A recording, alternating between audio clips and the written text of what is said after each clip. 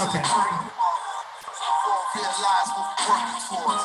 Fuck around, find what we're searching for. The earth's my name written in cursive form.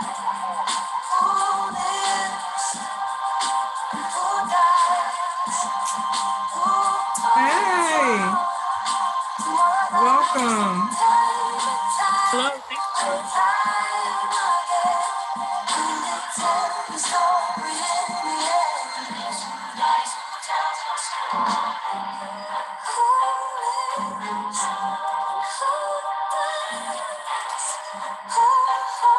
Hey, Kelly. Hey, Sony. Hi, Daisy.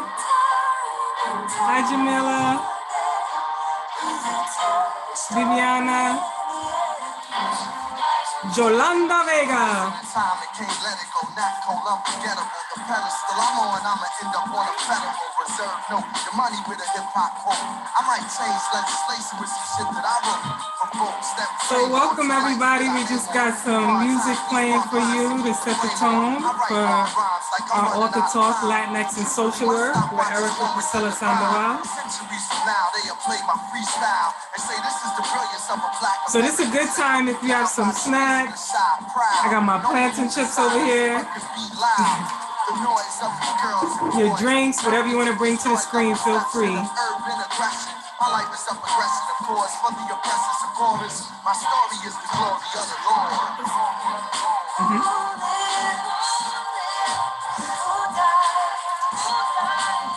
Oh, I see Jamila has chicken as her profile pic.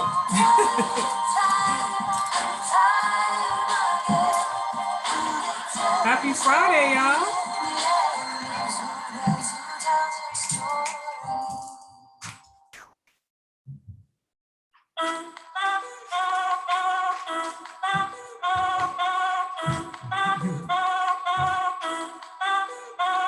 I see folks coming in steady. Kelly's moving.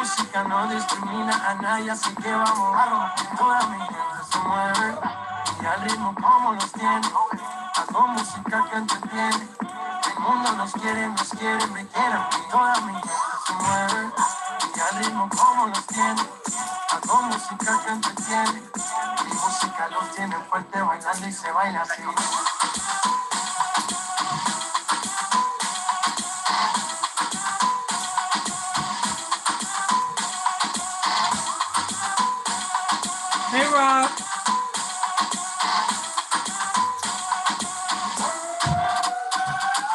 We got another Bronx native there.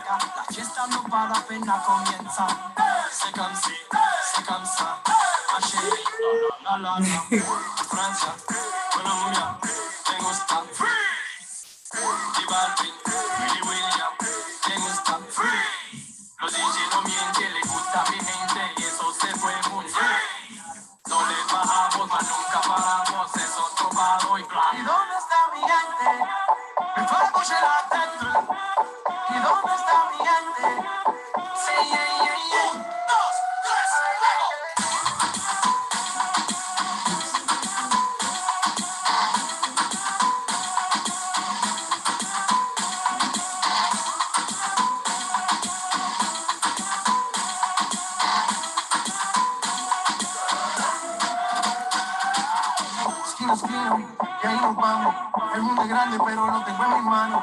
Estoy muy duro, sí, ok, vamos. Y con el tiempo nos seguimos elevando. Que seguimos rompiendo aquí. Esta fiesta no tiene fin. Botellas para arriba, sí. Los tengo bailando, rompiendo y yo sigo ahí. Que seguimos rompiendo aquí. Esta fiesta no tiene fin. Botellas para arriba, sí. Los tengo bailando, rompiendo. ¿Y dónde está mi gente? Mi fuego se la dentro. Hey, Charisma.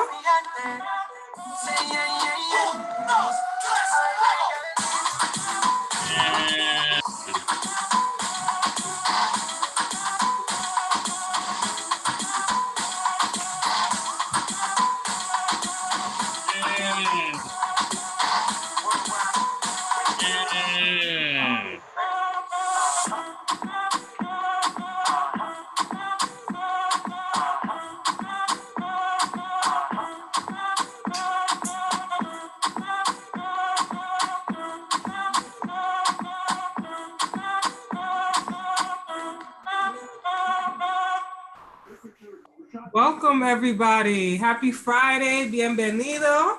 LatinX and Social Work. I am Professor Pia Raymond Hargrove. I know many of you and some of you are new to the screen, so welcome to everybody. And we're here tonight to really celebrate and get a chance to meet Erica Priscilla Sandoval, who's here with us. She is the author and curator of this amazing anthology of works that tells the story of so many Latinx social workers, not all, but certainly a beautiful cross-section of souls and their stories. But before we fully get started, I know it's a lot of you here and we don't necessarily know each other. So I wanted us to have a chance to drop in the chat your batida. So we're kind of coming out of summertime, but I'm holding on a little bit. And just thinking about Puerto Rico, I see Kelly on the screen. We had a great time a couple years ago. So drop in the chat the fruits that best represent you. So if I had to think of myself, I'm a Brooklyn girl, family has roots in North Carolina and definitely going back in Brooklyn, and I'm in the Flatbush community. So I would definitely put some mangoes, some peaches, some watermelon, just everything that has a lot of flavor, and definitely some passion fruit, which is a favorite of mine. So we got dragon fruit in the chat, some mango from Suni, mango. Oh, you put in mango, extra O's. Hey, Daisy. Mango, cherries. Kelly says some cherries in there. Plátanos. What are the fruits we have in our batida to make it nice and rich? Papaya, we have mango, limoncellos, papaya, strawberries, kiwi, coconut, pineapple, mango, papaya, strawberries, cantaloupe. So we have this wonderful, wonderful mix in our batida that represents all of us here.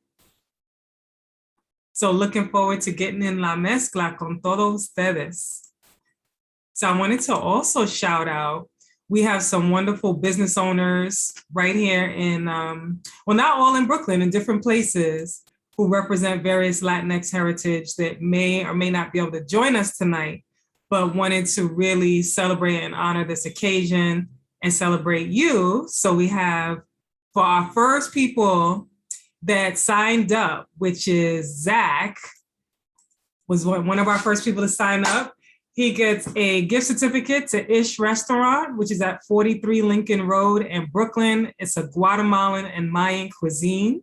It's owned by Jorge Cardenas, and he is of Guatemalan heritage, but studied in Germany. So he has an amazing fusion of food that he introduces to this restaurant right here in our community.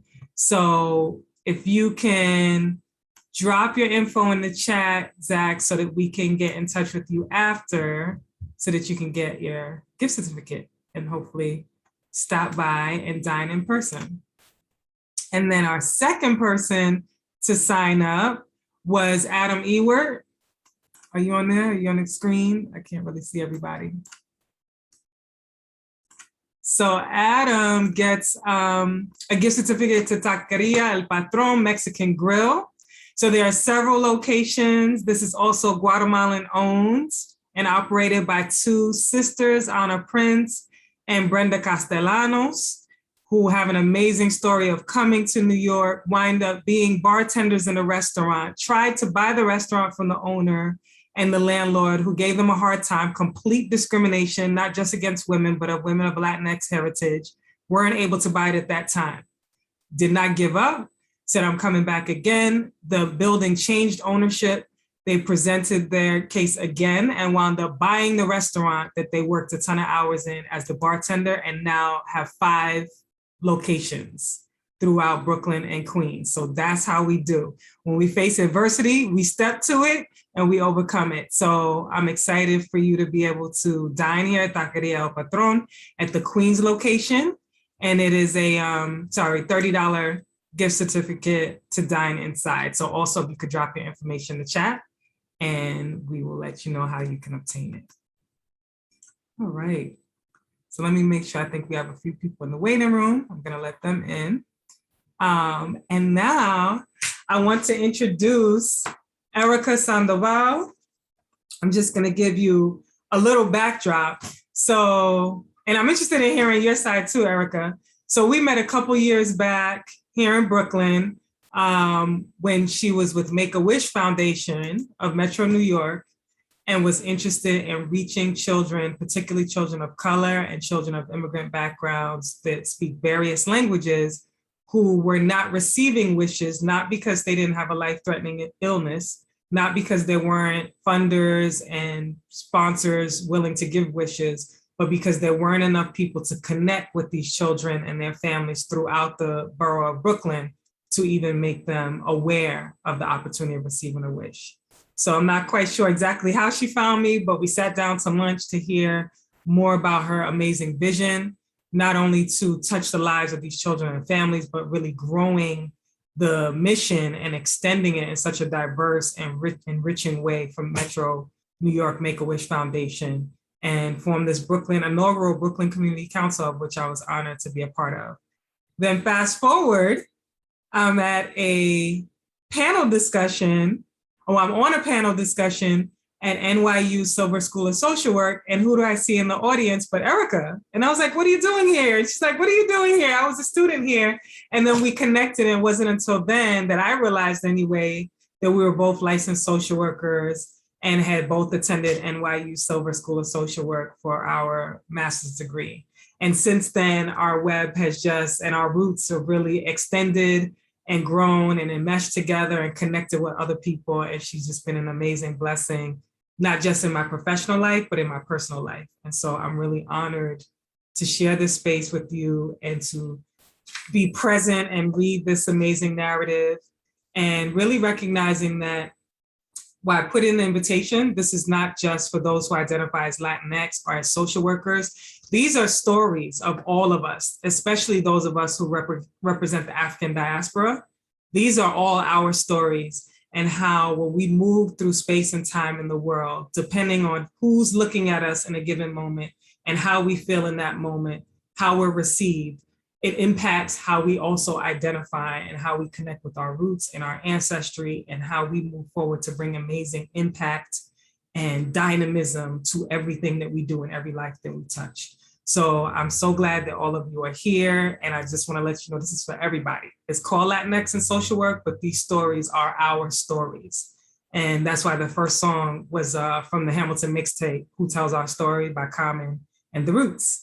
So I want to introduce you and give a chance for you to say about yourself. We do have a formal bio, but I really want everybody to hear from you and, just tell us a little bit about yourself and coming to your journey to social work. Erica. Thank you so much, Pia. It's always such a gift to be with you. I feel like our paths have definitely been connected for so many years. It's so great to be here. Thanks so much for giving your time and sharing space with us tonight. It's exciting to be here full circle with Professor Pia, who I know as Pia Raymond, who is a powerhouse from Brooklyn. And that's how I found Pia.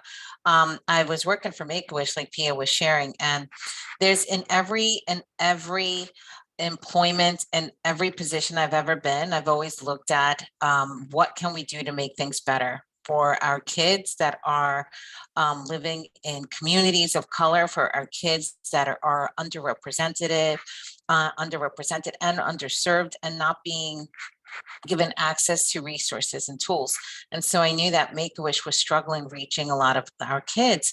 So we did this incredible campaign of outreach, and we've reached all these kids in all parts of New York City, in Queens and Brooklyn. I mean, everywhere, because we knew that there were a lot of kids out there that were eligible for wishes, but they weren't being referred. And then we didn't have enough volunteers to go and grant their wish. So I was at a Harvard Business School meeting, and he said, you know what, you need to really connect with this amazing woman in Brooklyn, and her name is Pia Raymond. And I emailed her. She sent me her gorgeous bio. I was floored, and we had tacos in Brooklyn, and that was our friendship, and that's how it started. And she joined the committee, the taco place, and then we joined we aligned and we collaborated, and we did incredible work with Make-A-Wish, and we reached so many kids, recruited so many volunteers, and we ensured that our kids were not being passed, and they were being seen, and they were being heard from, and they were being given the wishes that they so deserved. So, and it's been an amazing journey in my career, in my profession. I've done so many different things, but I think that was one of the proudest moments, which is establishing these community councils for our kids to ensure that they were getting the wishes that they deserved. And it's been amazing. I am now an entrepreneur, full business owner. I took that leap. I was extremely afraid, but fearless at the same time. Afraid and fearless, you could definitely have the same feelings at the same time, believe me. The fear drove me to really dive in to deciding to just start my own business. And the reason why is because there were so many things that were happening in different systems that I felt like it would be incredible to give back to my community as a mental health professional. There's not many of us out there that are Latinx identified that speak Spanish and that can really serve our communities. So I decided to do that full time and consulting work and this incredible project, which has become my life purpose. So fast forward, I'm here. I'm one of 3 sisters that are all social workers. I'm an NYU grad. I graduated from NYU, and then my 2 younger sisters also graduated, one from Columbia, one from NYU. And I was the first to come to this country with my mom. My grandmother was here before us, maybe a couple of months before us, and then we followed. And it was a struggle. It's definitely been a struggle, a lot of trauma, a lot of hardship, but nothing has been impossible. And I inherited something that they gave me, and that was grit. So haven't stopped moving.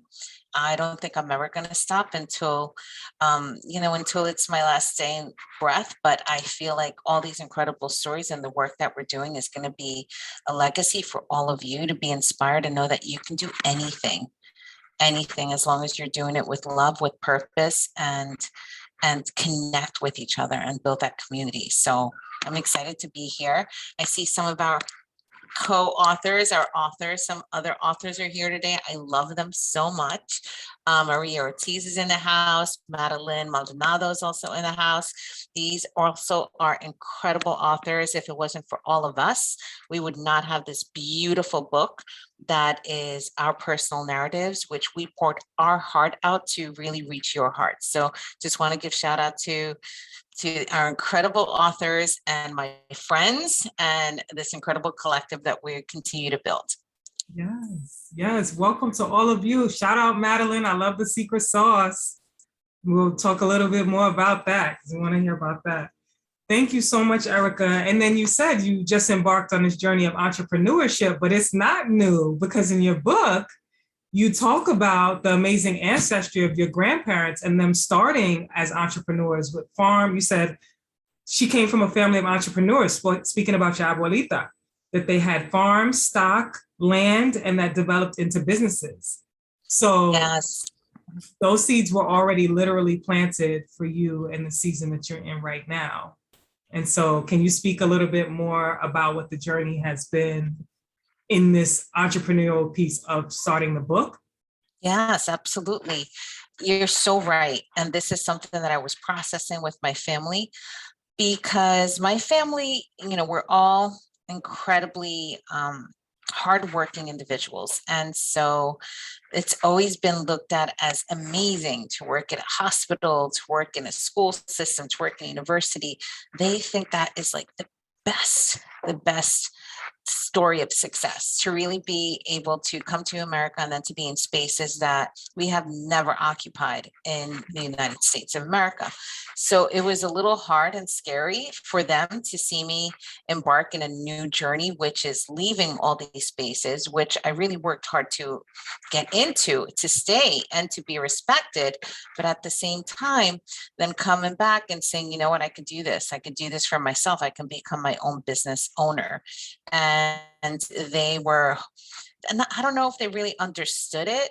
I'm not sure if our parents truly understand it all. I have to tell you, I don't think they do sometimes, but we're here to explain it to them. I mean, I can tell you a crazy story. I see about 27 to 30 clients a week, and I am not able to pick up my phone, and I'm not able to say, hold on to my client because my parents calling me. I can't do that. So they didn't have access to me anymore. They didn't have that readily access to me. And so that was like something that they had to just like kind of sit with and adjust to.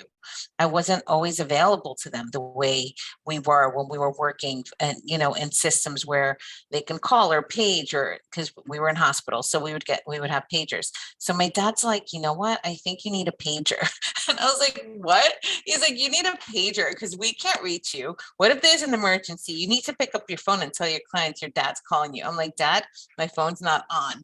And it's been like a little, you know, a little hard to adjust for them, but now they see it. And this book, I honestly feel like it was through so much anger that this book first started. Like, I was really angry with the systems and the oppressive practices that were in a lot of spaces, especially our spaces that we come in as social workers, and we're not being valued, and we're not being seen, and we're not being paid equitably. And we're also being passed for those promotions. We're not given that budget line for that additional staff person to help with programs, to help with, there's so much that has happened. And I was so upset with always being the only person that is of color, the only Latinx, the only social worker. I was always the only one in all these spaces. And then I was working so much harder, just like my colleague that was white and privileged, and they were given everything. And I was working so much harder, and I was just getting exactly what I needed just to get it done. And I've always felt like I was working so much more. And I started feeling this, this resentment because there were so many microaggressions that have happened throughout my 12 years in different spaces. And I just finally felt like, you know what, this is enough. Like, after the last experience that I had, it kind of left me feeling pretty much devastated, because we were in the midst of the pandemic, and then you don't have these like void fillers, as you can say. Like, we're usually out, we're doing all these things, you're sitting home, there's nothing to do, you're home, and you are with yourself, you're with your thoughts. And so I really processed a lot, and I couldn't escape it. So I got this incredible gift from a friend of mine who is an incredible Latina. She is a leader in civic engagement. She is the director of Leaders of Color. And she sent me a gift. She was one of the Today's Inspired Latinas. And she sent me a gift because she said that I inspired her. And so to read these stories.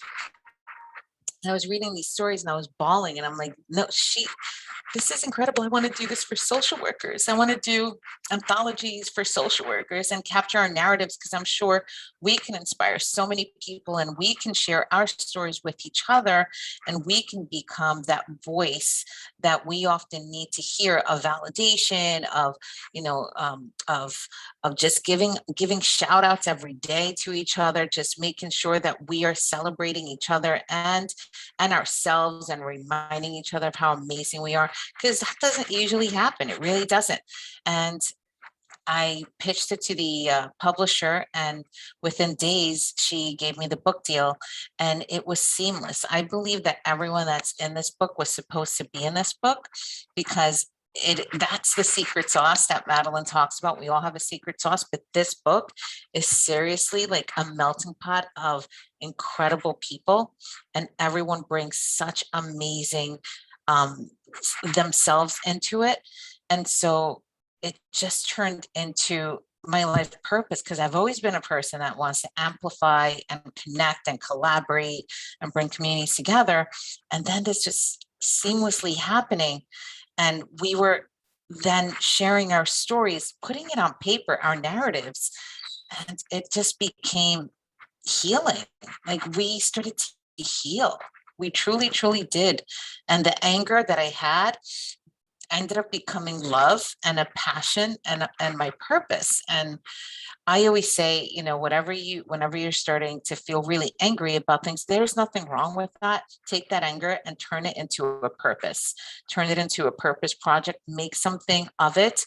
And so this is what I wanted to do. I wanted to call in people to really see the oppressive practices and the microaggressions and the harm that they may be causing in all these spaces, hear from us. So students at schools that are students of color do not have to share their stories in the classrooms, because that's not your job. Your job is to be there to learn. It is not your job to share your story. It's your job to be there just like everyone else. So our stories can be examples and can be bookmarks to people's souls to feel connected to each other and to us. So you're not alone and you don't feel like, hey, you know what? Now I know what that is. And I know what that feeling was, because I finally have the name for it. Because sometimes we're often walking away like, did that just happen? Maybe I'm being sensitive. And no, it truly, truly did just happen. And no, you're not being sensitive. So that's like basically the beginning of this incredible community and collective of collaborators and authors. Yeah, I love that you emphasize that. And you refer to it as microaggressions. And I say that it's just aggressive language. And when we come away from situations feeling less than or feeling diminished, that's really done intentionally. The attitude that's given, the very choice, select 3 words, or just those nuanced ways in which people communicate with us, it's very intentional to take away our dignity in those moments. So I just want people to just, as you read through the book, to be aware of that. And I love also that you mentioned that you are unpacking how painful it feels to enter trusted places and be harmed. And I know from this call that so many of us have discussed this in institutions. And then you go on to say this predominantly happens in, and it gives a long list. So you think that it's going to be 1 or 2 spaces. This predominantly happens in schools, classrooms, professional groups, and jobs where we tend to spend most of our time. We can experience institutional betrayal, feel undermined, erased, not validated, not seen, not heard, and constantly triggered. So I think to hear that in these words and to really be in touch with how many aggressive feelings that, invokes in us, and realizing we've all had this year and a half, at least, to reflect, to unpack, to get in touch with our roots, to recognize the harm that's being done. Like you said, when you're sitting in your own room or in your living room or in your home, and it's even coming through a Zoom screen, many people in this time have decided it's time to make a change, to own your own business, to become an entrepreneur, or to really harness the entrepreneurial spirit that's already inside of us from who we are. So I just appreciate you sharing that. And I hope that folks are really encouraged by hearing not only you sharing this being only several months in a journey, but then where you've arrived in this time with your own business and the book, LatinX and Social Work, and the amazing platform that is created to really educate students, as we move forward.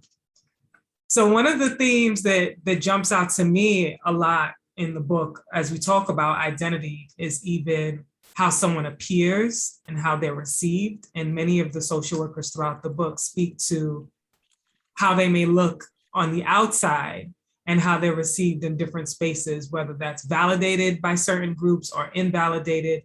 But either way, this very nuanced way that we move through space and time in our different bodies and different communities.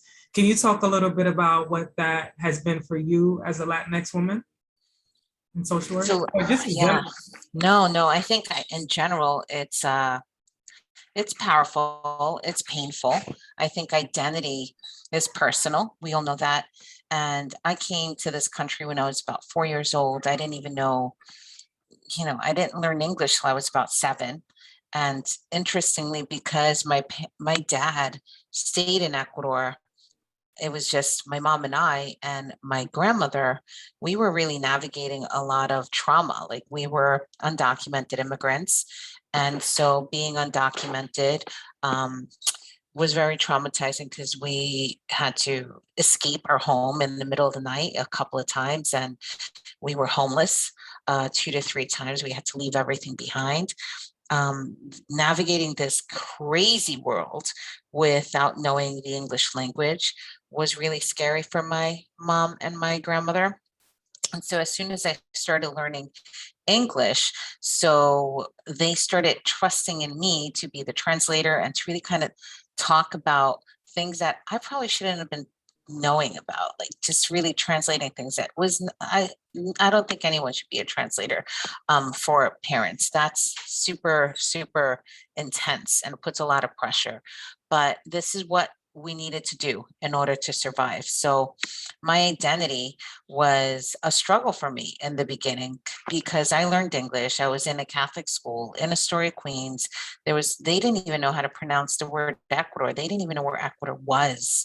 And Ecuador is the country I come from, Quito, Ecuador. And they had no idea where it was, who I was, where I was coming from. So I felt like I needed to pretend to be someone else.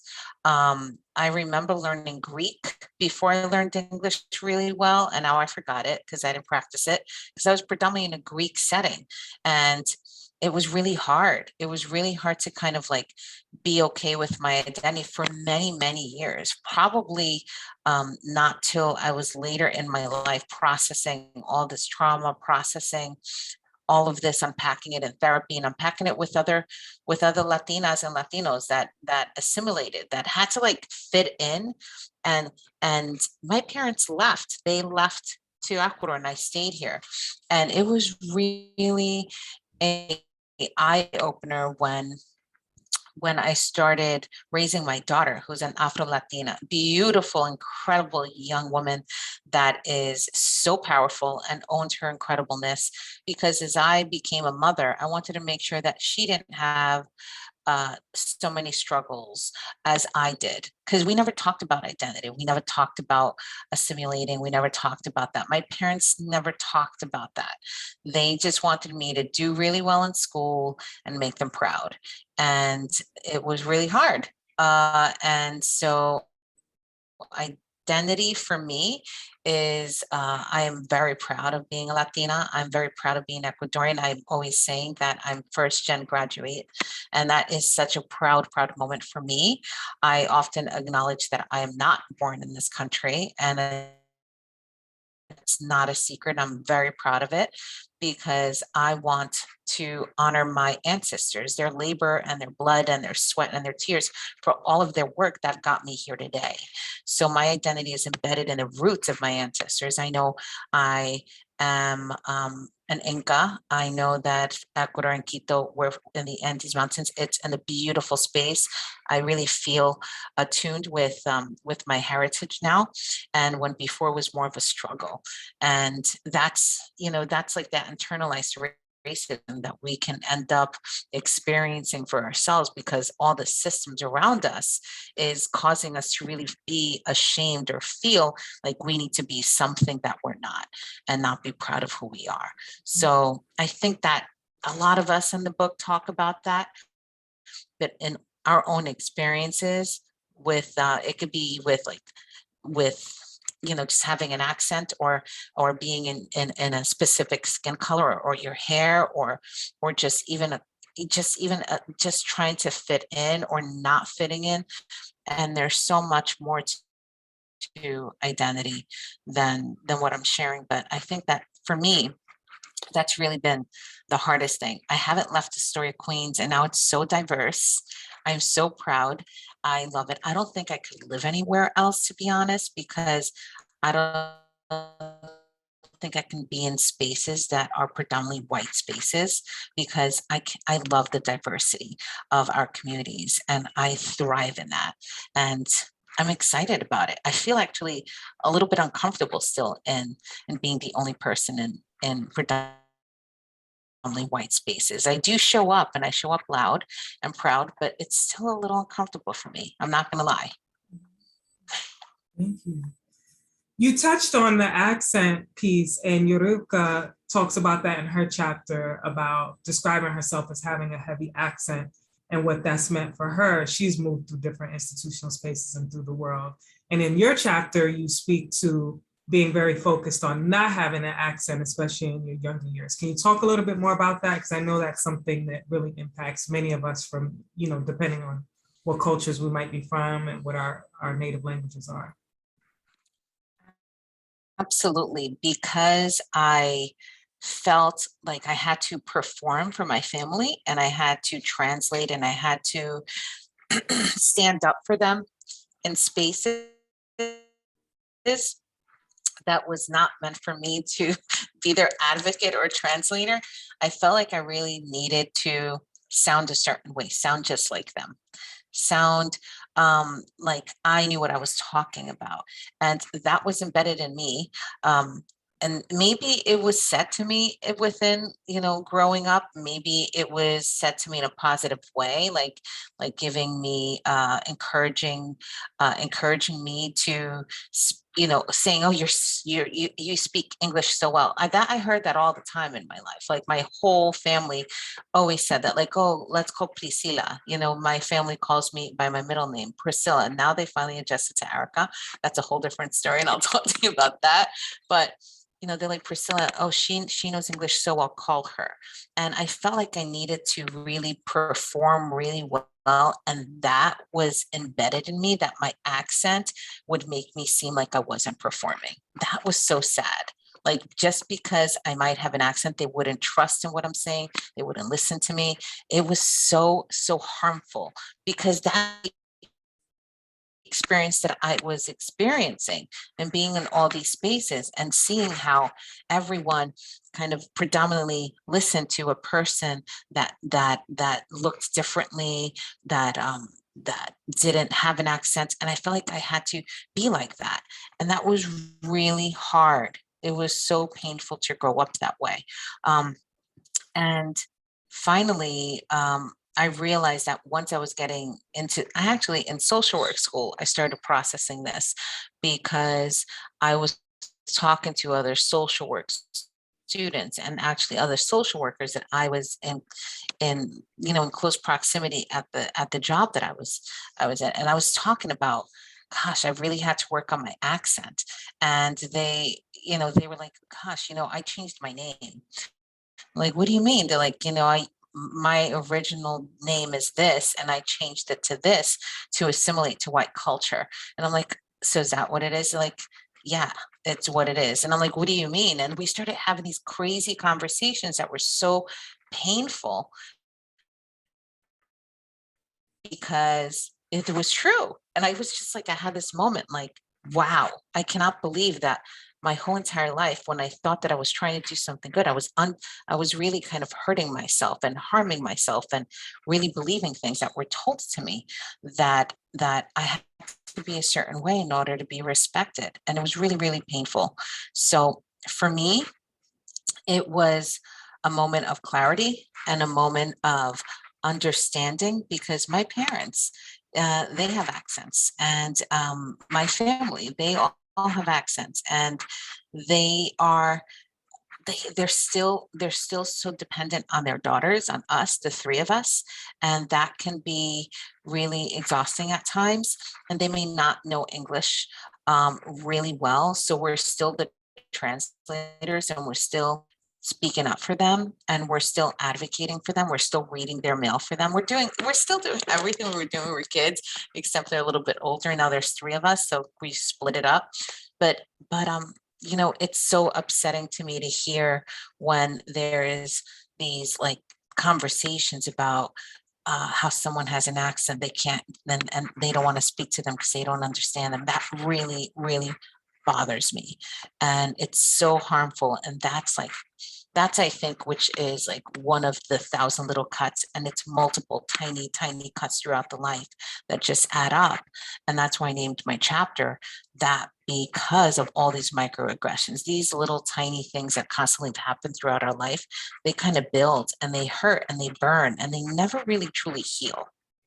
They never truly heal. And so healing is speaking about it and talking about it and owning our narratives and undoing these harmful moments by making sure that all of us that are here today get it and know that, hey, that's not okay. I get what that is. I know what that feeling is, not shaming yourself for it, giving yourself permission to heal, giving yourself permission to understand what it was, and being able to just kind of push forward and feel connected to who you are, your roots, with all your goodness, and show up like Eureka says, and we say that unapologetically, with all of your goodness and every part of you. So this is, this is our journey. This is our journey. Mhm. Absolutely. Thank you. You're welcome. And our saucy sister over there, Madeline, says that she speaks about someone commenting on how she looks, and just where they may have thought that they're giving a compliment by calling her beautiful, but in a workspace it felt like it erased 20 years of her professional experience and her knowledge of clinical interventions, and doing it in front of her colleagues. So, and then she goes on to say, I love and appreciate my body for its canvas and for its strength not to break under the violence of objectification, sexism, and microaggressions. So you touched on style of speech, I'll say, instead of accent, the flavor that we give to it.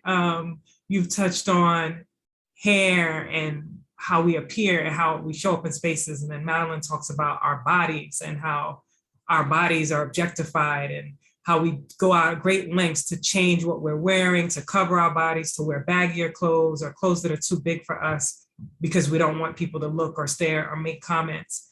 So there's such a mix of us on the Zoom today, and those who will be watching in the future, which is a range of ages and experiences and just pivotal points in life, especially this year and a half that we talk about, getting back to our roots, exploring all of this, thinking about our ancestors, thinking about the seeds that were planted.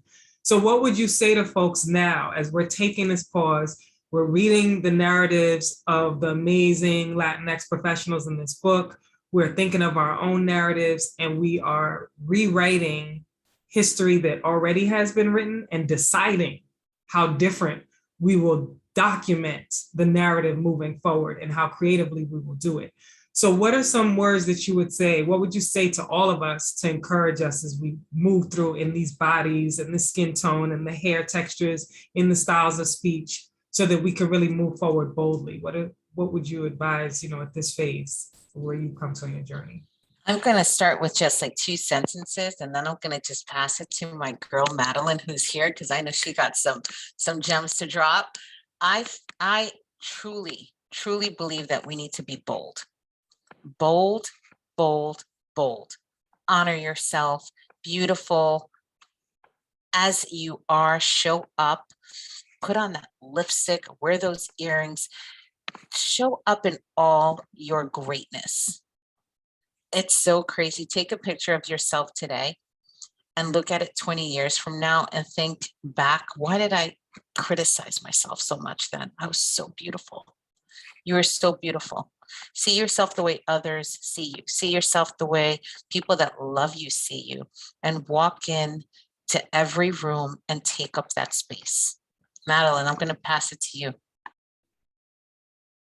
Hi, everyone. Good evening. Hi, Madeline. How's everyone doing? Good, loving that secret sauce. Oh, thank you. So me really accepting that what I brought to the table as a social worker was my secret sauce, has taken, I would say, pretty much my lifetime in this career. I've shared with Erica and some of my co-writers that when I first started in social work, I was able to get mentored by several Latinas, and it exposed me to really great opportunities. But going into administration and management also meant suppressing who I really was in so many ways. And, I wish it was different in Latino spaces, I'd rather say in spaces where there are some Latinos, because that has been my experience. I have worked in spaces where I've had, some colleagues and supervisors that are Latinos, but we are still not the majority. So we all collectively suppress each other. And, you know, like, don't speak Spanish, you know, don't be loud. I was always very careful when I went to meetings with what I was wearing.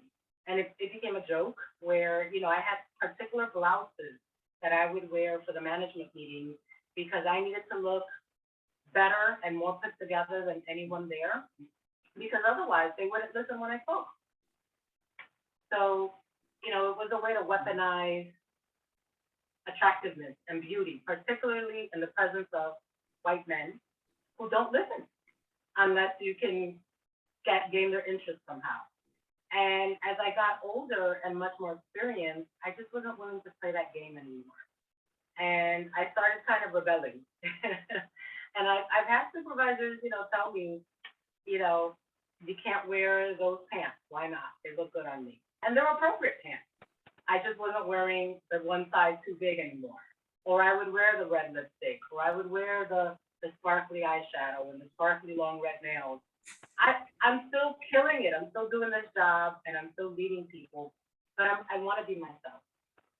And it wasn't until I started working for myself 6 years ago and I went into consulting that I was really able to realize that part of me suppressing myself was really about myself and me not feeling comfortable and confident in showing all of me in all of these spaces where I wasn't, you know, the majority, where I wasn't surrounded by Latinos. So yes, there is peer pressure to conform. There's certainly pressure from organizations for you to look a certain way to get a job. But I also realized that for me personally, I was participating in that as well. And about 6 years ago, I started taking more risks and just being more willing to try new things and to be okay with showing up without looking like the image of the quote unquote good Latina, as I say. I was listening to, I don't know if everybody knows who Amara La Negra is. I was listening to her on Red Table Talk last night, and she was talking about how for a lot of Afro Latinas, they still can't get access to certain roles in Hollywood and entertainment. And it still happens in regular jobs too. You can't access certain positions because of the color of your skin or because you don't look like the way Latinas should look. So, you know, Jennifer Lopez or Shakira, you know, the stereotype of Latinas that is promoted and weaponized and makes money in this country. That's who you see on the Pepsi commercials. You know, I love Jennifer Lopez, but the more successful she is, the blonder she is. And, you know, that's not an accident. So, you know, the same with Shakira. Shakira started with long black hair. I went to her first concert. Shakira's hair now is blonde or red year round. So I realized that I also used to wear my hair, for example, in braids when I was in my 20s. Every summer, I would braid my long curly hair, and I loved it. It gave me 3 months off. I hadn't worn braids in about 20 years because that was going to bring unnecessary attention and pressure from the people I worked with in management. You know, it was an ethnic look. There was too much going on, you know, with the long extensions and colors and things that opened my hair. So I just stopped doing it. And then last summer, I decided I was going to bring it back. And I spent 1 month with my hair in blonde cornrows. And then the next month and a half, I spent it with long, curly, blonde hair. And people were just like, oh my God. And I did conferences at Fordham University with my hair like that. And people listened. And I killed it. And for me, that was the confirmation that I don't have to conform. And I could really fully be myself. And writing this chapter in this book and speaking on that, on recognizing what your secret sauce is, that it's not about your beauty, it's not about your body, it's not about the color of your hair. It's really getting clear about what is the magic that you bring to the table. Because no two social workers are alike, no two people are alike. You know, a lot of us have LCSWs or LCSWRs or LMSWs. We might be bilingual, we might speak Spanish, we may have the same skin tone, we're still different. And that's, you know, also what's reinforced in this book, that, you know, you see it on the tree in the front of the book with all of our pictures. We're all social workers, but we're all very different. And yet there's a community that has been established and, a love for one another, not just as social workers, but as people. Like we really get each other in a way that very few people outside of social work or the mental health profession may be able to get what this experience is, especially as New York social workers, New York Latinx social workers. It's so true, Madeline. Oh my God, you every time we start talking, you remind me of something else I want to say. Pia, do you remember, Pia? I think we've been to a couple of galas for Make-A-Wish together, right?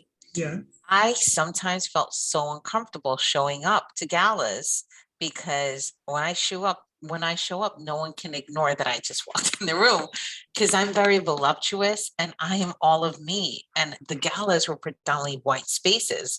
So I started feeling uncomfortable for the first, but by the time the seventh came, God, I showed up all the time ready because I started feeling really more and more confident with not being unapologetic about who I am. Like you cannot undo what God gave you. This is part of who you are. This is your genetic disposition.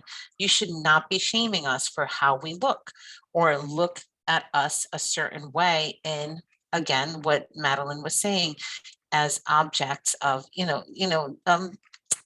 just look at us as sex objects, really, just like the Latina is always usually portrayed in certain movies and in places as objectified sex objects. And, and sometimes as I became more and more into the ranks of leadership positions, I started feeling that. I started feeling like, oh, I can't, I can't wear that blouse. I want them to respect me. Or maybe I should just wear my glasses all the time. Maybe I should keep my hair up in a bun all the time. Yes, that's what I'll do. I'll put up my hair in a bun. And these are the things that you start thinking about. Like you start trying to dim your light and you're trying to fit into all these spaces. And gosh, it's exhausting to show up. We're doing everything that we're doing right now for all of you, for us, for my daughter, for many more of us to come. Well, that's why we're talking about this. And that's why we're coming in completely unapologetic, fully aware of what we're saying, how we're feeling, because we process it. And we never talked about it before, not until we started sharing these narratives, our narratives and our stories, and owning the spaces that we're in. Yes, thank you so much for that. And that brings me, especially because I think you're moving into that space, the madrina. So Dr. Linda LaSalle Bryant, one of the madrinas of the book, which is like godmom. And actually Kelly, I'm going to shout her out because I met your colleague who is Linda's stepson as well, who works in Philadelphia with some great work with Kelly and Department of Health. But she speaks to these forces and the way that we all overwork ourselves. You speak about your grandparents working hard and the value placed on working hard and then giving and generosity and how we just pour out in our personal lives. And then as social workers and other like professions, that is even more intensified. And then when we bring into account the disparity in wages from men to women, period. And then certainly when we're talking about everyone else and people of color, which we are the global majority, but when it comes to the wealth acquisition, we are not anywhere near in the same places, even in the social work spaces that we occupy when it comes to our salary. So Linda talks about the importance of caring for ourselves and sort of unpacking those messages that come very directly from family, from abuelas, from mom and dad, about how hard we should work and how much we can achieve, and it's never enough, and you're always doing more and more and more. And she says that as I fight these external forces, one of my biggest struggles is to care for myself, and I have a number of health challenges as sad trophies of this.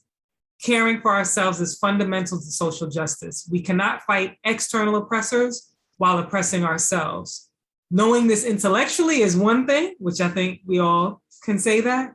Putting it into practice is a whole other struggle. And as I'm looking at the screens, I see Suni, one of my former students, that brought up the term toxic productivity. which I think resonates so much with what Dr. LaSalle Bryan is saying.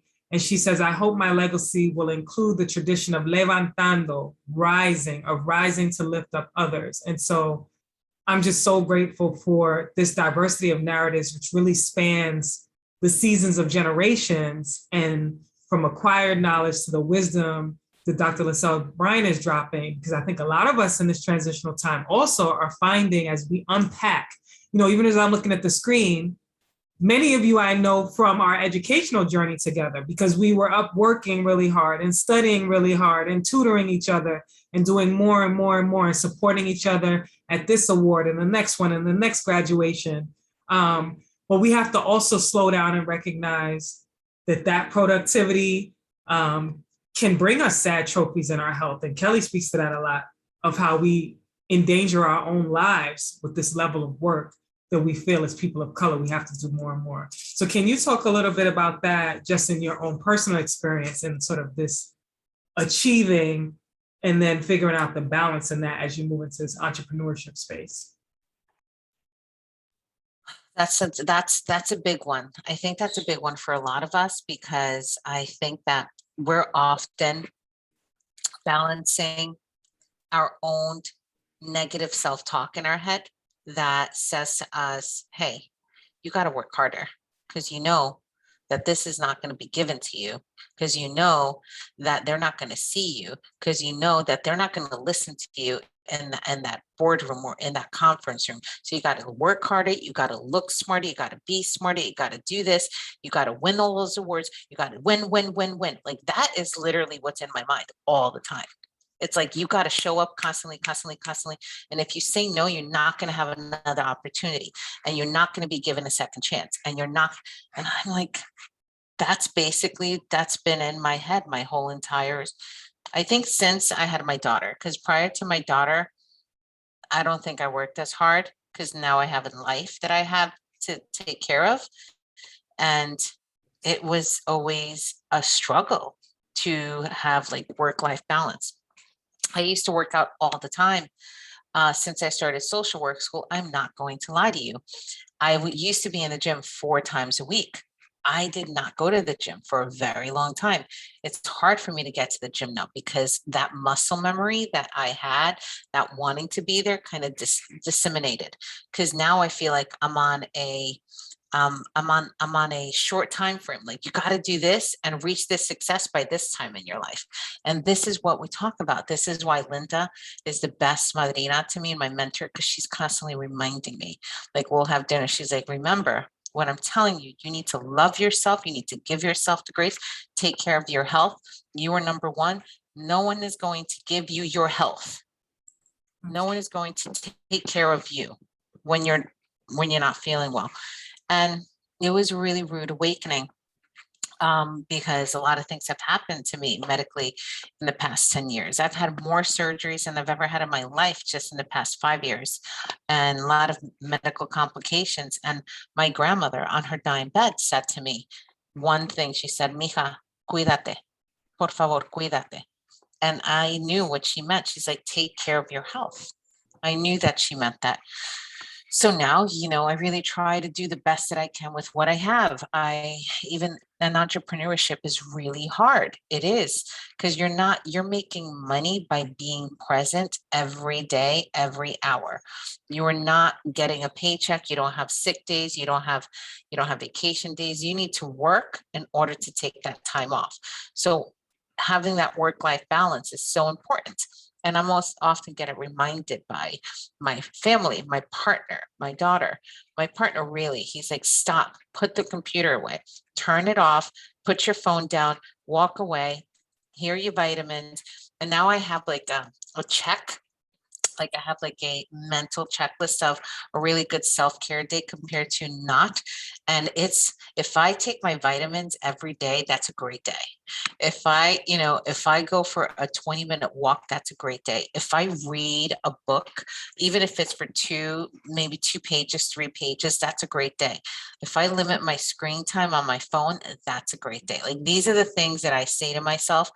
My anxiety has been totally reduced. I will not get to all the emails. And I tell people no. Now I say no much, much louder. And I'm like, no, I can't do that. But you know what? Check in with me next week, or let's do that. And I just have to really be kind to myself, because I want to be here much longer to do a lot more things. And if I'm not that way, it does catch up to you. That's when we lose sleep. That's when we lose momentum. That's when we're no longer going to be able to do all the things that you want to do. But it's really that conflict, right? Like, you got to work harder. You got to work harder. And now I feel like, even after, it's interesting, like after this, the book has been such an incredible example. It's so successful because everyone needed it, and these stories are so amazing, and like, we're so proud of it. And it's been so well received. And so interestingly, that my publisher is like, all right, Erica, so you ready for the second? You're ready for the second? And like, I really wanted to jump and do it. And I'm like, wait a minute, can I just enjoy this beautiful moment right now and be mindful?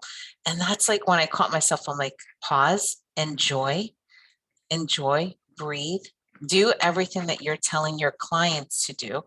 Don't forget, you say this to your clients, now do it for yourself.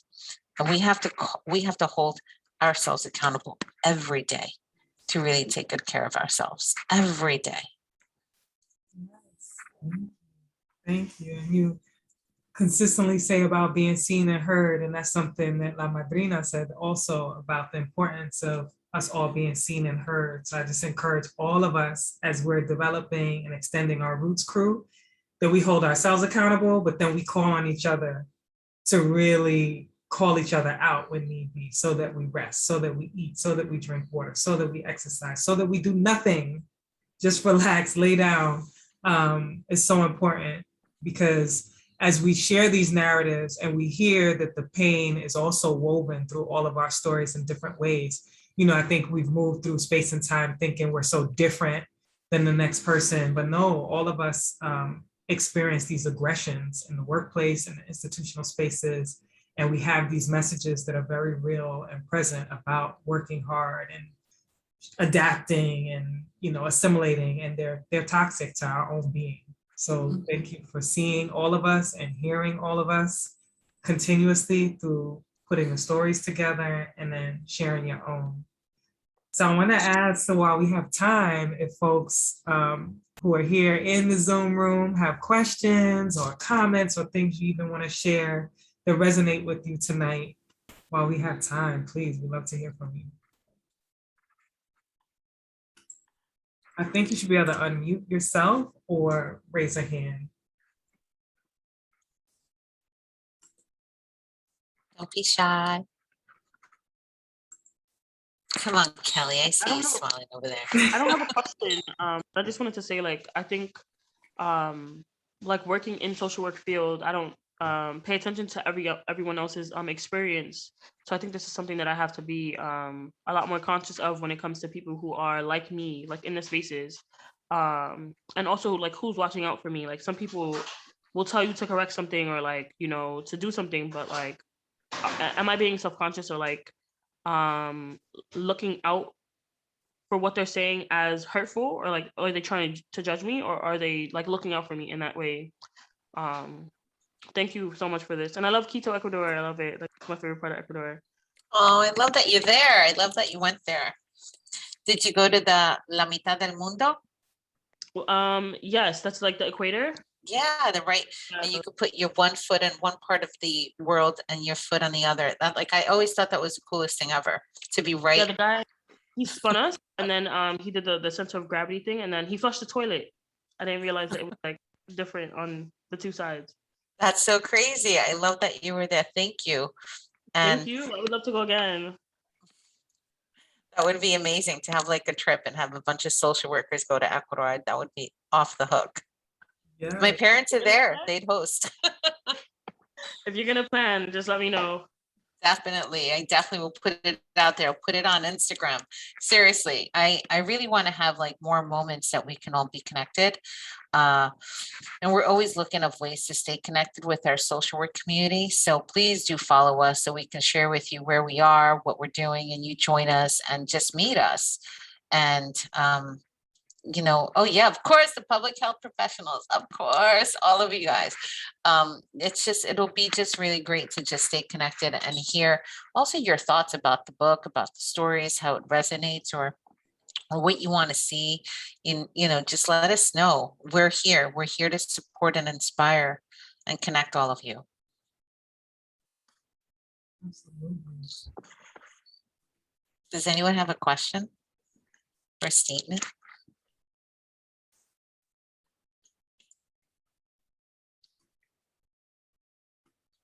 Daisy? Hi, so I just wanted to say that I'm really grateful for this book. Actually, Professor Pia gifted me this book, and I didn't really know how much that I really needed it, because first of all, I resonated with all the translation because I had to do that too, because my parents were also undocumented, and then actually Spanish was my first language, and then I learned English by going to school, and then eventually like I lost in my accent, and then I just kind of had that perfect English. So like I translated for parents, not just for my own parents, but for parents at others at school. And so I really like resonated with that. And I really enjoyed reading everyone's, like, I'm only like still like in the beginning parts of the book, but I've enjoyed reading the story so far. And I really didn't know how much I needed this, because it kind of gives me like motivation that like I am needed here, or like I don't feel like this, I don't belong, like I do belong. So I really appreciate like this, and thank you for sharing the stories with all of us. Daisy, you so totally belong, and you are so needed. And I'm so happy that you're feeling that feeling, because that's exactly what we wanted to do. We wanted to reach your hearts, because we really poured our hearts out. We cried writing our stories. We would meet, we would talk. I met with all the authors after they shared their first draft, and a lot of us would cry because it's painful to unpack things that we haven't talked about or even thought about. And it's to give inspiration and to make sure everyone knows that you are amazing human beings, and we do amazing things, and we need to amplify each other and know the strength that we have in what we do and how we impact our communities. So please keep going and let us know how you're doing, and let us know how we can support, because listen, there's a lot of things we may not learn in social work school. Even though I love my NYU community, there's a lot of things that may not be taught, that we as a collective of the 22 authors that we are together, we've been sharing gems. Even today, we still like connect.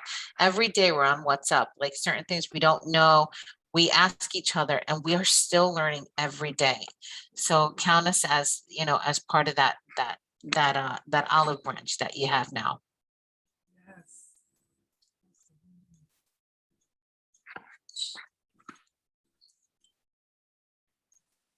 I'd like to say something. Hey, everyone. This is Karine. I just want to say congratulations, Erica. Thank you, Karine. Pia introduced me to Erica, and she was my therapist this summer. So I just appreciate our conversation together. And although I'm Jamaican, and my first language is English, but still we also speak patois as well. And coming to the US, I didn't have to translate for my parents, but I still experienced those, well, for me, it was like trying to fit in and diminishing myself, trying to minimize my my accent to like fit in with other people. And then, like my first job outside of college, what Madeline was saying, I had those experiences where I think out of maybe 50 employees, there was like 3 of us or 4 of us that was Black, that were, or should I say like maybe 6 of us that were people of color. So that includes Asian, Indian, and Black. And then the floor that was on, there was 2 of us that were Black. So I definitely had experience where I was always conscious and always aware of myself, like always aware of like how I dress, always aware. I had my hair in locks at the time, but always making sure that like feeling that I always had to be put together. Like, my girlfriend, my friend who's white, and she was one of my bridesmaids, she's one of my good friends. But we had this conversation this summer after, like this was in 2006, 2007 that we worked together. And I share with her, I was like, you could come to work in a Tupac t-shirt, but I couldn't do that as a Black woman. You're white, but you could wear a Tupac t-shirt. And so we unpacked to that, like I shared how the experience was for me, so I haven't read the book, but I'm excited to read it. Yeah, I'm looking forward to it. I just want to say congratulations. I love hearing your voice. Thank you so much. You're welcome. That was such a surprise.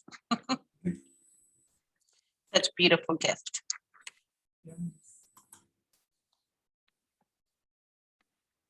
So I know you had wanted to share a snippet from the book. If folks didn't have any comments at this time, did you want to do that, Erica? Sure, I can do that. Absolutely. Do you want me to start with my chapter or start with the why? What do you guys prefer? You guys can just shout it out.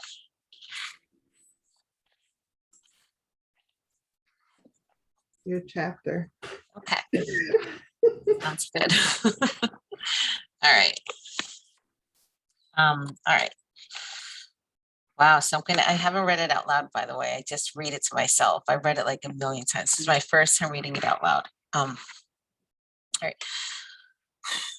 Okay. Wow, you speak English so well. You didn't even have an accent. When did you come from Mexico? A white customer asked. I remember the uneasy rush of blood to my face and pain in my stomach as I composed myself to gather my thoughts and respond. I didn't reply with anger. I just said, I'm from Ecuador, and I came to this country when I was 4, with a smile. I didn't realize then how harmed I was. I was working as a waitress at Rosa Mexicano Lincoln Center in New York City and in college full-time while raising my daughter as a single mother. Of course, I knew consciously that my reaction would impact my tip and that gratuity paid my bills and fed my daughter. It is so daunting to realize that our livelihood can be impacted by one reaction, one response, one decision. And so many times I remained silent at places of work for fear of losing income. This caught up to me. In a conversation I had this year with one of my brilliant colleagues, Amelia Ortega, we were unpacking how painful it feels to enter trusted places and then be harmed. This predominantly happens in schools, classrooms, professional groups, and jobs where we tend to spend most of our time. We can experience institutional betrayal, feel undermined, erased, not validated, not seen, not heard, and constantly triggered. In 2020, I began to feel more intensely and process deeply after being laid off for the first time in my life. I was in a senior level position at a nonprofit, barely there a year, when the world turned upside down. It was not a surprise since people of color often faced with disproportionate job loss, underpaid, and experiencing hiring bias. We were also experiencing a pandemic and job insecurity was at an all-time high. I began to explore some patterns and realized the pain I was feeling was stemming from not being heard and seen. It was not due to being laid off. It was due to the harm caused while I was employed. I felt undermined and extremely harmed by 2 colleagues that left me out of meetings, off emails, and would exclude me from important decisions related to my own team and department. One was a direct report and another a director. The common theme was they were white and their voices louder than mine. This harmed my well-being. I began to lose sleep, eat more, and feel depressed. I would work harder and never felt like it mattered. I felt betrayed. I felt discounted and not valued for my contributions, social work skills, and experience. As a person of color, this toxic behavior caused great harm. I began to question, am I good enough? Do I not deserve to be here? Was I smart enough? It caused me a lot of pain. I obsessively started to pay off all my debt, barely spent any money, and began to study for my clinical exam again while waiting for my last day to come. I went into financial distress mode. My family has always carried a great deal of financial distress and trauma, and this triggered what started long ago.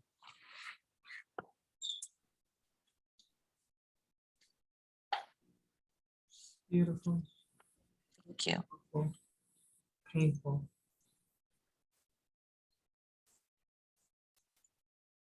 Yeah, I still remember it. Your body remembers it.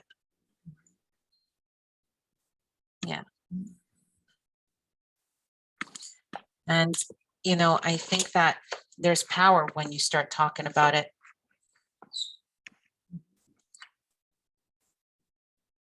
You get the power back. I felt so powerless. And now I'm empowered to write, to share, to bring us together. And I got it back. And I'm sure they bought a copy of the book and read it. I'm sure they did.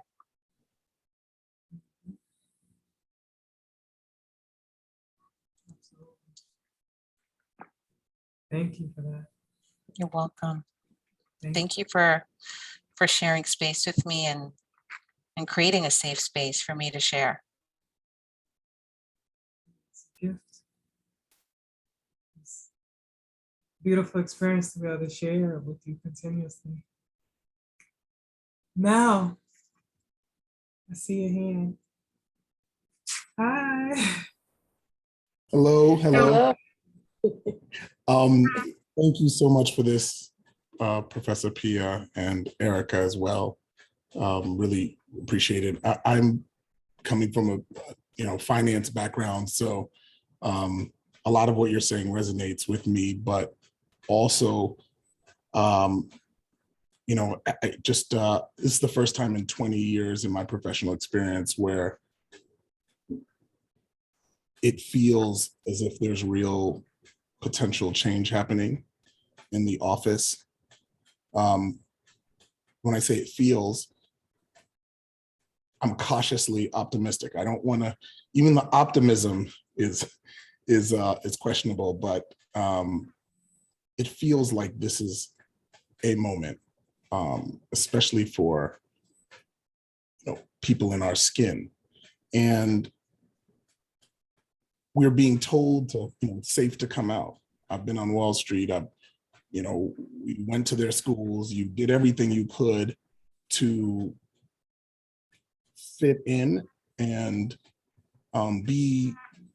present how you were taught you need to present in order to excel in these spaces that we talk about. And, interestingly enough, we referenced them on this call as safe spaces.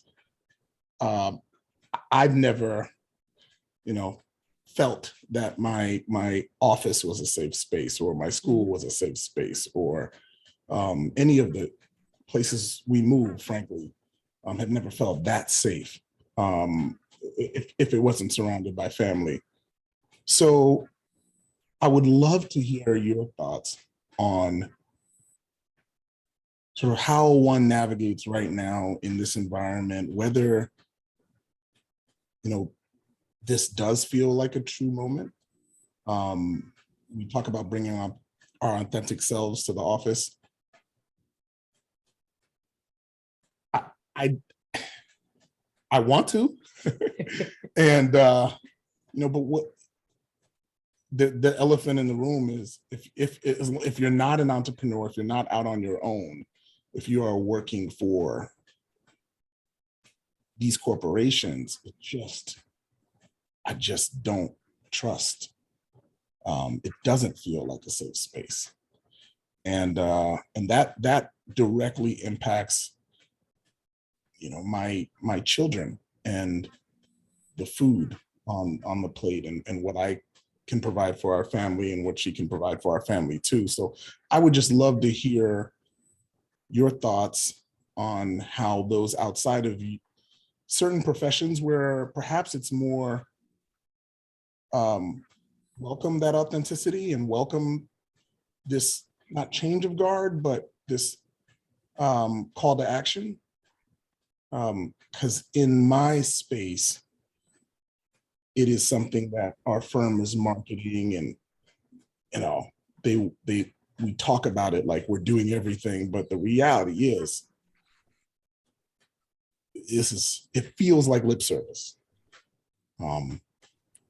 So yes, I would love to hear anyone's thoughts on that, for that matter. I just wanted to say thank you so much first for sharing that, because 100% that it's not happening at work. And they may budget a certain line for inclusive, equitable practices, but it really is not happening. And I think what happens is that we stay silent, and then we become part of that. We become complicit with the system that we're in because of fearing losing your money. I mean, me as a waitress, I was afraid of losing a tip. And then when I got a job, I was afraid of losing a job. And then when I got, a role, a director, I was afraid of losing a budget line of a staff person. Like you always have a fear of losing something that's going to impact your well-being. I strongly encourage anyone that's experiencing this is to find co-conspirators and allies in your places of work. Connect with people that are in positions of power that you can trust and talk to and say, we need to do something. And that's why the company that I started, which is Sandoval Collab, that sponsored this collaboration, is about that exactly. I just put the link in the chat because it's about talking to the leaders of these organizations. It's about going in and having these brave conversations, these very needed conversations. So staff doesn't have to have it because staff already is experiencing it, because that's the burnout. That's people are leaving, people are resigning. And then some people that are staying, they're not coming in whole selves anymore. We're not. It's exhausting. And the social workers that are part of this book, we're all incredibly gifted in having these conversations, and many of us are consultants, and that's what we want to do. We want to go into these spaces, and we want to help change the systems and the oppressive practices. So really being able to speak to someone that is aligned and knowing exactly with examples and being able to unpack it even when you're not at work with someone else. If it's an executive coach, if it is a therapist, if it is a group, like have somewhere to put it, because it plays on your body. It plays on our body. Our bodies start to hurt. The pain accumulates. It could be in your neck. It could be in your head. It happens. We end up feeling the harm. We can't put it away.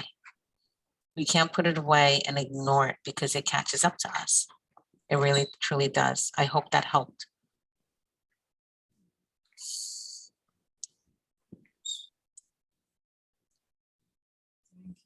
Thank you, Niyama, for putting that out there and being so honest and vulnerable in the space. Absolutely. I don't think you meant that the institutions were safe. Mm-hmm. Erica was saying that this Zoom community at the moment, at least, is a brave space. Right here. And you know, what's interesting is that I won't necessarily do an author talk with just anyone, because I don't know what to expect.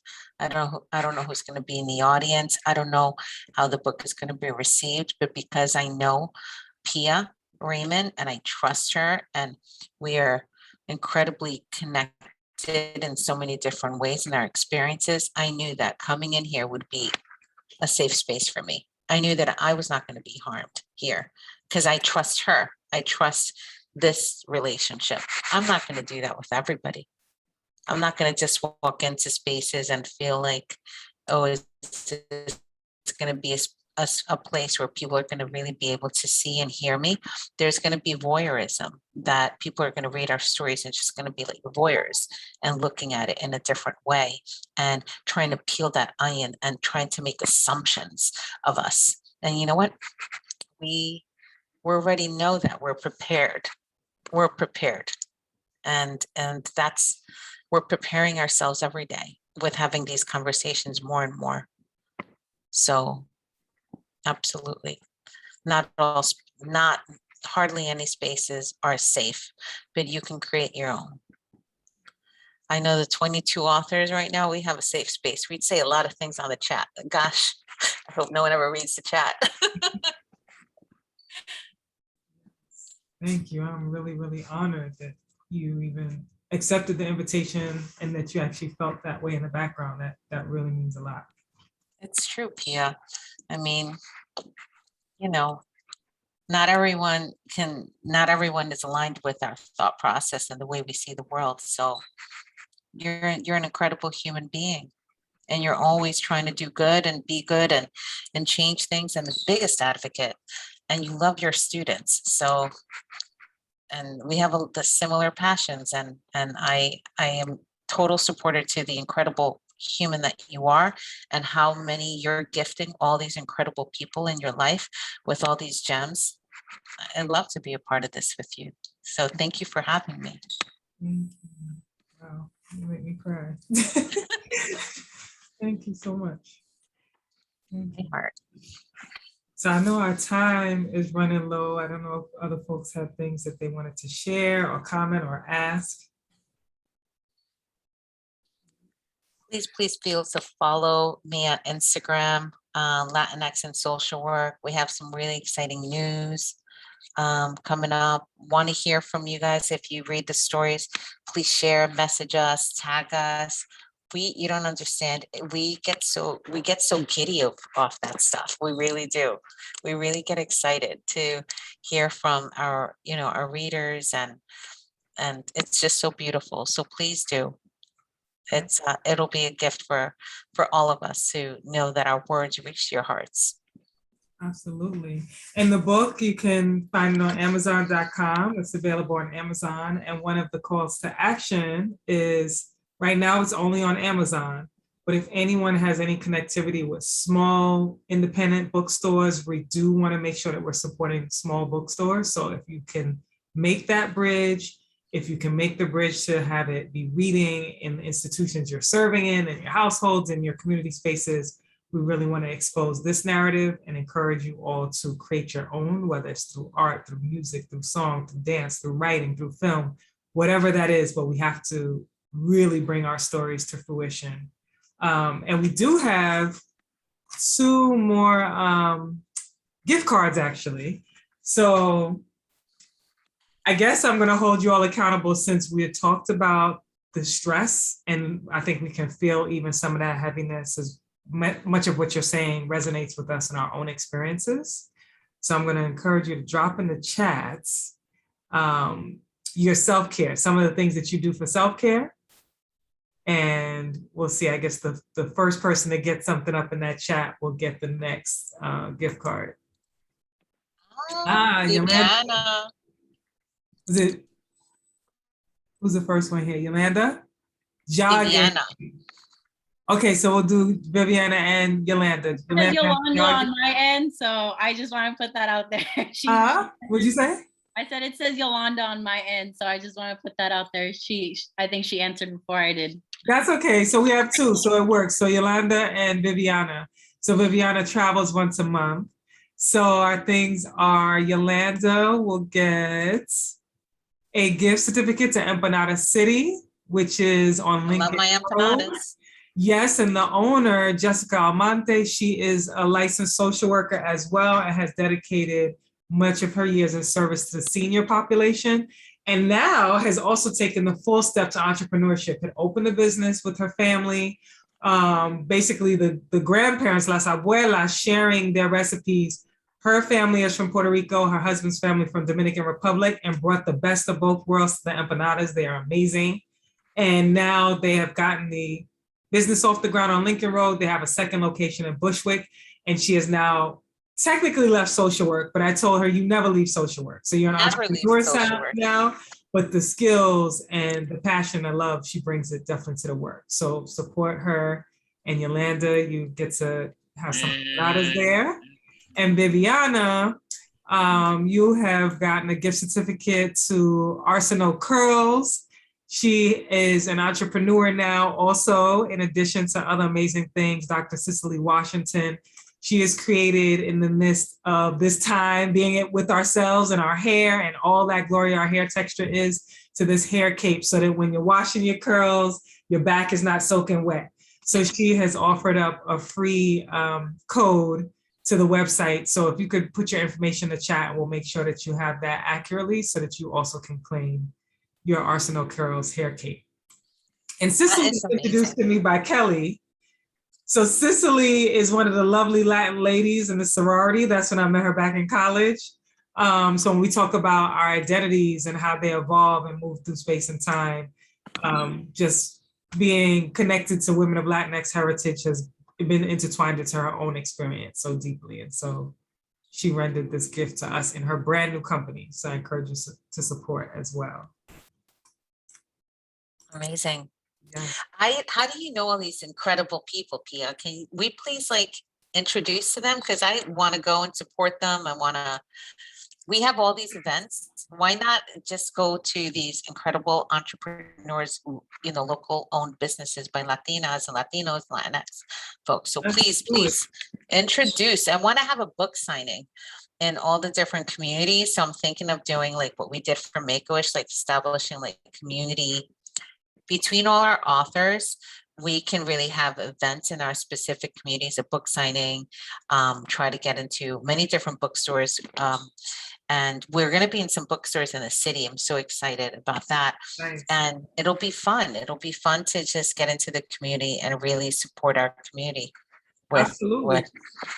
So we can make that happen here in Brooklyn, definitely. And what I'll do for everyone, I'll send out an email that has links to all of these businesses. We recorded this as well, so you will have a copy of the recording to please share, and links to the Amazon where you can get the book currently. And I guess by that point, Erica, if you do have other bookstores that people can go to, we'll include all of that so that absolutely Roots Crew to extend the message. You can go to your local bookstore and ask them to order a book for you, and you can buy it directly from them.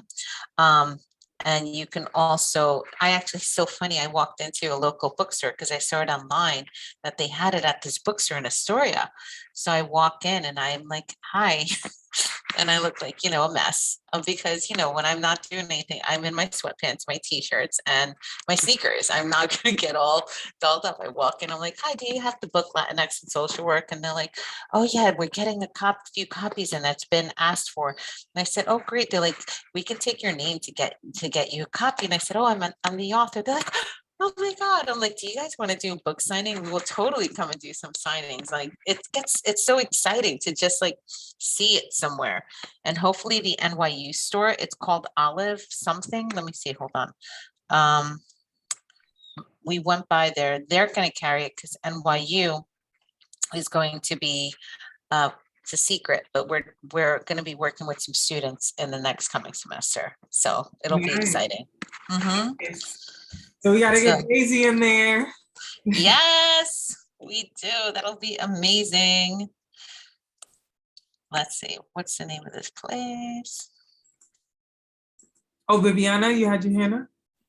Yeah, I just wanted to just comment on this. I have to head out soon, but my book's out for delivery and I'm watching every car pass by my window, checking to see if it's here yet. I'm so excited to read it, but I'm coming from Northern California, actually, and I stumbled across your Instagrams and book. I just recently got accepted to the MSW program at Fordham. So I was researching different people who I should follow, wanting to network. But just throughout this whole meeting, there's just so many different points where I was like, yes, okay, I went through that, or that's so me. And just thank you. I'm excited to read this story, and a lot of it resonates with me. And I'm from, like I said, Northern California. So a lot of people out here are either white or Mexican. I'm Mexican myself. But I moved out to Orlando in 2018, and it was so amazing to see just different types of people, not just from the Latinx community, but from everywhere. And moving back from Florida, it was almost almost like a culture shock because again, I only see fair-skinned Mexicans or white people. So the fact that you said, you know, you feel so comfortable where you're living, I miss that. So I'm excited to get to New York. I visited for the first time in May and I just fell in love because again, it felt like home, and it wasn't necessarily because of the buildings or any of that, but just the people, the culture, the food, the music, just all of it. So I'm excited to read it, and thank you again for providing the space in the book. Thank you. You were just so incredible. Thank you so much for finding us and share and letting us be part of your home and your life. Thank you. And I can't wait to hear how you do at Fordham. It's a great school. Look out for Dr. Elaine Congress. She's one of my incredible mentors, and she is amazing. She is like another Madrina. Like, she is an incredible social worker, very much published, and does a lot of work with the UN and immigration. Dr. Elaine Congress at Fordham. Thank you. You're welcome. And then I wanted to at least share information for those of you that, you know, I have not met before. If you wanted to connect with me, my email is professorpia@gmail.com. And I'm somewhat new to LinkedIn, so you can find me on LinkedIn at Pia Raymond Hargrove. Definitely invite you to connect. And can we take a screenshot picture also before we all head out? Is that okay? If it's not okay with you, you'll turn your camera off. And you're comfortable with it, you put your camera on. Totally. And Pia, what's your Instagram? Do you have an Instagram handle? It's coming. So Okay. it'll be Professor Okay, Pia. Yeah. So right now you can do LinkedIn, and I'll put links as we move through time and space. And You're I'll amazing. send an email with everything this week. All right. So can we get a little wave? If you have your copy of the book, hold your copy of the book for the photo. Nice. Yes. Thank you so much for you all for joining. Gracias, and just have a happy harvest season. Wishing you power, purpose, peace, and healing on your journey, and always take care of yourself. If there's anything that we have to make sure that we do is take care of ourselves. We cannot continue to pour into everyone without taking care of ourselves, and hold each other accountable to that. So we have to have each other's back. Thank you so much. Thank you, everyone. Thank you, Pia. Thank you. Such a gift. Thank you. And I'm gonna put our tunes back on here. I like those tunes. Bye, everyone. Bye, Erica. Bye, Kelly. Bye, Carol. Bye, Carisma. Jennifer, Ariani, Zulika, Adam, Kareem, Leo. Oh my God. Yes. Shout out, I see Latrice in here. Latrice. Together and did the social work in Puerto Rico program years ago. We have not seen each other in person. I don't even know. Ellie, Miguel, thank you. Thank you, Jen. Follow us and keep us posted. Let us know how you feel. Yes. Miss Atkins, thank you for showing up. E-word, thank you for coming. Glad you're gonna get to enjoy some good food. Kareem. Thank you. Jamila, bye, everyone. Miguel. Thank you, Kelly.